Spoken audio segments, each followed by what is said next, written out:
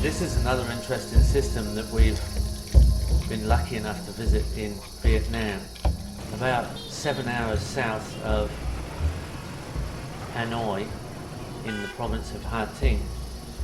And one day when we were investigating different areas of the landscape and culture, we were asked if there was anything else we'd like to visit or anything that we could be helped with as far as getting a better record of traditional systems. And I'm always interested in old suburbs because there's often very interesting little events and happy little accidents that happen in suburbs because of the microclimate of the buildings and the streets. So that's why I'd like to see an old suburb, and so I could just do a check on the possibilities of different trees and different systems that might have been established. Well, this was interpreted in a form that is quite different to an old suburb that we understand in Australia or most of the developed world.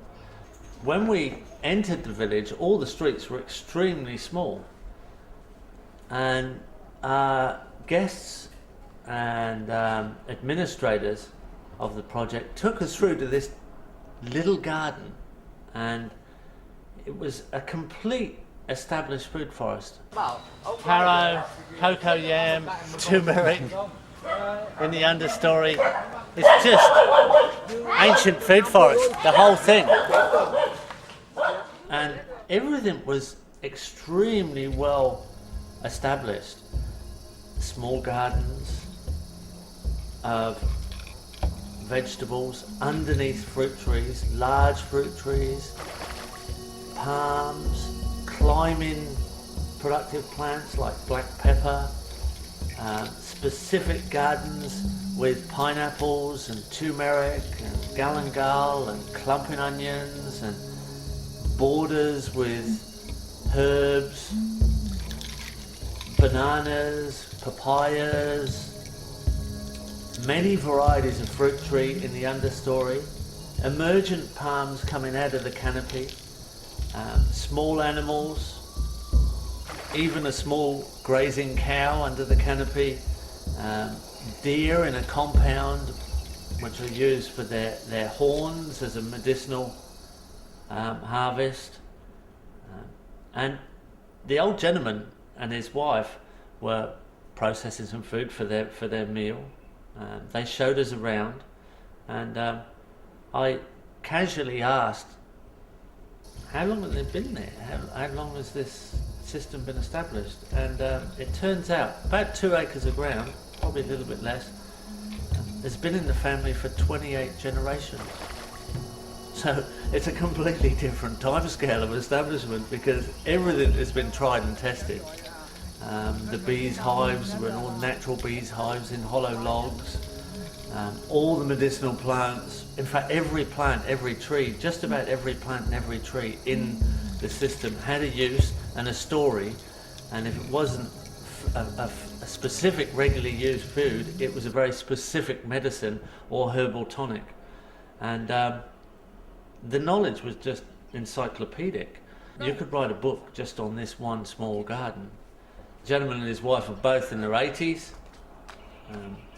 and their varieties of fruit trees are also have been there for so long, and they are some of the older varieties that have been well tried and tested.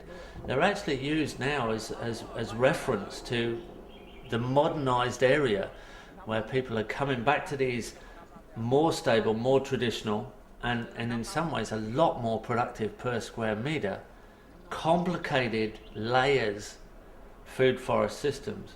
And they're coming back for reference material and asking if they can share some of their genetic material, because they now realise that it's actually a much more energy efficient system, because they've put in very little work for the amount of return they get, and the return is constant, it's daily, it's continuous. It's just about every meal that they eat and all their medicine contained within that garden. For me, it was an absolute shock to try and understand the timescale of establishment I was looking at. This is something that was literally off my scale.